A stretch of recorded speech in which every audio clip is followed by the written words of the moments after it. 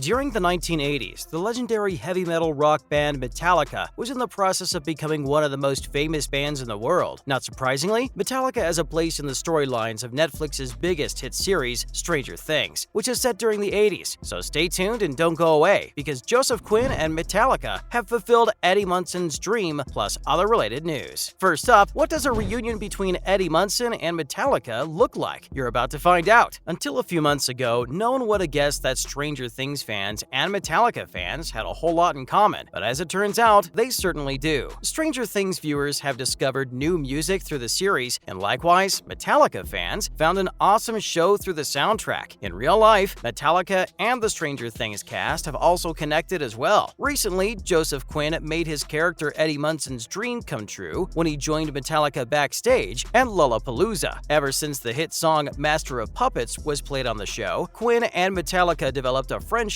that would have made Munson extraordinarily happy. Quinn told James Hetfield and the rest of the Metallica crew how happy it made him to see the Master of Puppets play an important role in the final season of Stranger Things. Quinn told Hetfield and the crew, "Master of Puppets is all I was listening to for 2 years. I feel very connected to you guys." After some brief chit-chat, Hetfield and company invited Quinn backstage to rock out on a guitar. Quinn told the heavy metal legends that he was a tad rusty, but nevertheless, Metallica was impressed with his playing ability. Guitarist Kirk Hammett jokingly told Quinn, "You're hired." Famed drummer Lars Ulrich said, "We'd like to make an announcement. Metallica is now a 5-piece." Next up, are members of Metallica fans of Stranger Things? You bet. Believe it or not, Metallica's frontman James Hetfield is a big Stranger Things fan who's been following the series from the very beginning. Also, Hetfield claims that the series has a special meaning for his family. Hetfield has been a fan since season 1, and watching the show has been a bonding experience for him and his family. Hetfield also admires the way that the Duffer Brothers have incorporated music into Stranger Things. In a recent interview, Hetfield spoke for him and the band, saying, "We were beyond psyched for them to not only include Master of Puppets in the show, but to have such a pivotal scene built around it." In a collective and heartfelt Instagram post, Metallica said, "We were all stoked to see the final result, and when we did, we were totally blown away. It's so extremely well done, so much so that some folks were able to guess the song just by seeing a few seconds of Joseph Quinn's hands in the trailer. How crazy cool is that? It's an incredible honor to be such a big part of Eddie's journey and to once again be keeping company with all the other amazing artists featured in the show." How do you feel about Metallica's involvement with Stranger Things? Personally, I think it's great. Let us know your thoughts by dropping a comment below. Up next, is Stranger Things actor Grace Van Dyne about to star in a brand new series? Let's find out. Black Box TV has just released a new trailer for Scream Park, an upcoming VR series starring Stranger Things' Grace Van Dyne, who played the role of Chrissy Cunningham, a high school cheerleader who became Vecna's first victim. Scream Park will be a 360-degree virtual reality experience that will enable audiences to get trapped in a haunted amusement park. The trailer introduces us to Van Dyne's character, Kelly Q, a lost soul trapped in an abandoned amusement park, overcome by evil entities. The only way VR viewers can escape Scream Park is if they closely follow Kelly Q's instructions. Oh, and to find the exit, you'll have to ride a series of hellish roller coasters, instead of simply watching Scream Park from the comfort of their couches. Viewers will live out the horrors of the macabre settings within their VR headsets. This immersive experience is the first of its kind and will likely change the horror TV space forever. Scream Park was developed for MetaQuest 2, so viewers can turn their heads in any direction while riding the coasters, and they'll literally get a front row seat to Scream Park's nightmarish landscape. The easiest way to understand the concept is to imagine a video game and a horror TV series having a baby. If they did, Scream Park is an example of what you might get. Stay tuned and don't go away, because we're about to reveal the latest Stranger Things news. Next up, how did Stranger Things' music coordinator reignite love for Kate Bush? You're about to find out. Nora Felder is Stranger Things' Emmy Award-winning music coordinator, responsible for shining a spotlight on Kate Bush's hit track, Running Up That Hill, first released in 1985. After Bush's song featured in Season 4, it saw an 8,700% boost on Spotify and clinched their #1 slot around the world. In a recent interview, Felder revealed, "No one imagined what it would become. It swept the world. I think the song is a way for the world to exhale, to let go of their breath. The primary message of the song is stepping out of your shoes and understanding what the people around you are going through. That sometimes it's a long road to the top." As a result of the COVID-19 pandemic, Felder thinks that people felt trapped and didn't know what was going to happen. Felder chose a song that would motivate and inspire strength not only in the hearts and minds of Stranger Things' characters, characters, but in those of viewers as well. You can also thank Felder for the introduction of Masters of Puppets as well. As a music coordinator for Stranger Things, Felder's job involved more than simply sitting around trying to figure out which songs are best for specific scenes. She also has to contend with budgets, copyright negotiations, and also hiring bands and music composers. Up next, what is Stranger Things star David Harbour's latest project? Let's find out. On December 2nd, David Harbour's twisted Christmas film, Violent Night, will hit a theater near you. It's an action comedy from the brilliant mind of Tommy Wirkola, who brought us Hansel and Gretel Witch Hunters. Harbour will play jolly old Saint Nick, aka Santa Claus, as he helps a family who falls victim to a brutal home invasion. Fandango's Eric Davis says, Violent Night is a blast that feels like Die Hard meets Bad Santa. Film critic Raven Brunner says, bah humbug.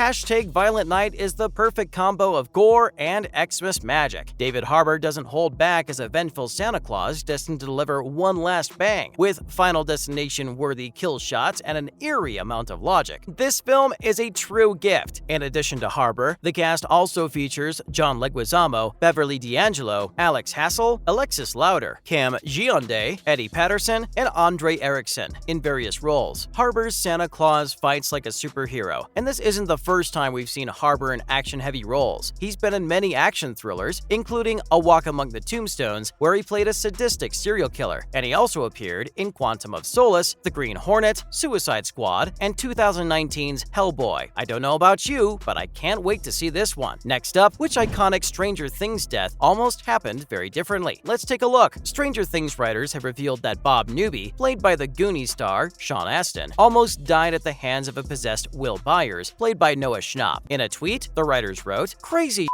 that almost happened. Number 1, in Season 2, a possessed Will was going to kill Bob. In case you forgot, Bob sacrifices himself during Season 2 to save Joyce Byers, played by Winona Ryder, and the kids. The writer's room teased fans about what's to come as well, posting their mood board and even plot devices for the 5th and final season. However, because they don't want to spoil the fun, they made sure the picture was extremely blurry. Stranger Things star David Harbour, who plays Police Chief Jim Hopper, opened up about his return to the MCU in Thunderbolts. Harbour's MCU debut was back in 2021's Black Widow, when he played the Red Guardian alongside Scarlett Johansson. Harbour's pleased to be heading back to the Marvel Cinematic Universe, and in a recent interview, he said, "There's a lot of really exciting work happening on this movie. I also think it's a unique MCU movie in the sense that you've got a bunch of misfits and outcasts and losers, and people who don't really live up to the super in superhero." Finally, is Megan Thee Stallion about to make an appearance in Stranger Things? Megan Thee Stallion has shared a photo of herself on Instagram, sitting in a Netflix director's chair with a cue card that reads Stranger Things. The past also featured an array of images of Megan in front of a building with other Stranger Things themed photos. Neither Netflix nor Megan's reps have confirmed or denied anything about hip-hop stars' involvement, and Netflix is slated to release the highly anticipated 5th and final season of Stranger Things next summer. That's a wrap for today's video. Thank you for watching.